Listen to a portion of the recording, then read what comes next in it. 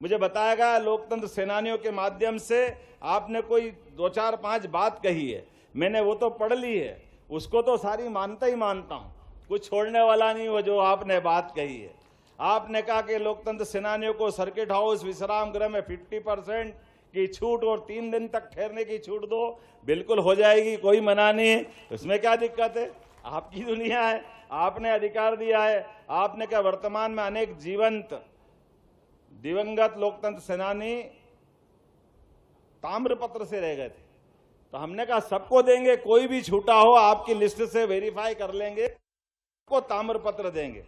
आपने कहा कि स्वतंत्रता सेनानियों को समान लोकतंत्र सेनानियों को भी टोल नाकों पे छूट दी जाए, बिल्कुल दिलवाई जाएगी, इसमें भी कोई मना नहीं।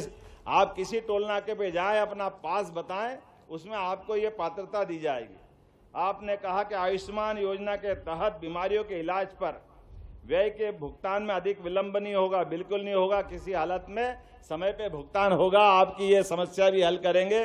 बल्कि एक चीज और जोड़ देता हूं, अभी हमारी सरकार ने एक प्रयोग किया है, प्रयोग ये किया है कि हमारे अपने प्रदेश के अंदर भौगोलिक, अभी हरदा तरफ से नरसिंहपुर तरफ से एक आपको ध्यान में अग्निकांड हुआ था फटाके का, और हमको एम्बुलेंस से वहां मरीजों को, लोगों को निकाल के लाने में भारी दिक्कत आई, रास्ता छोटा, आने की कठिनाई ऐसी।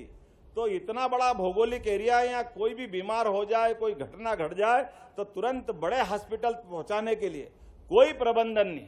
भगवान के भाग्य से, हमारे भाग्य से, भगवान की दया से वनांचल है, पहाड़ है, नदी पर्वत सब है, लेकिन इतनी दूरी को कैसे कवर करें?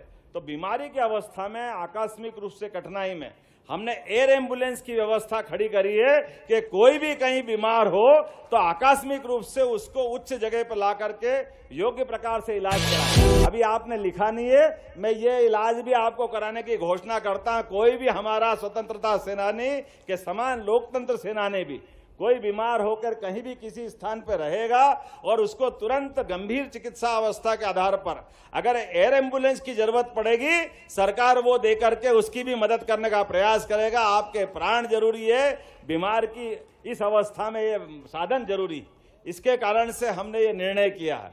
इसके साथ साथ अभी आपके लिए जानकारी के लिए ये हमारी एयर टैक्सी की सुविधा हमने जारी की है।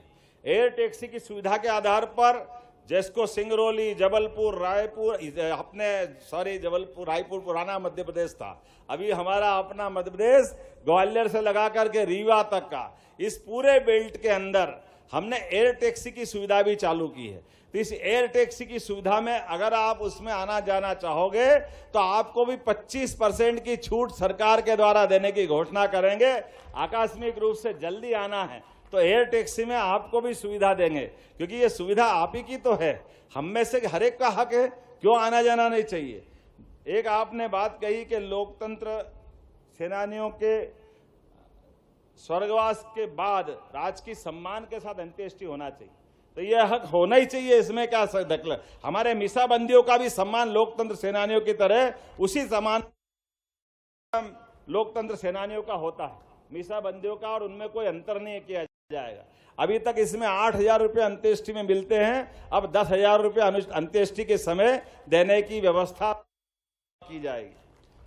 आपने कहा आपातकाल को स्मरण करने के लिए पाठ्यक्रम में जोड़ना चाहिए, बिल्कुल जोड़ा जाएगा। स्कूल के हमारे इस पाठ्यक्रम में वो इमरजेंसी का संघर्ष तो स्मरण रखना ही है, ताकि उसके विविध प्रकार के कष्टों के बीच भी हमारे लोगों ने जीवन बनाए।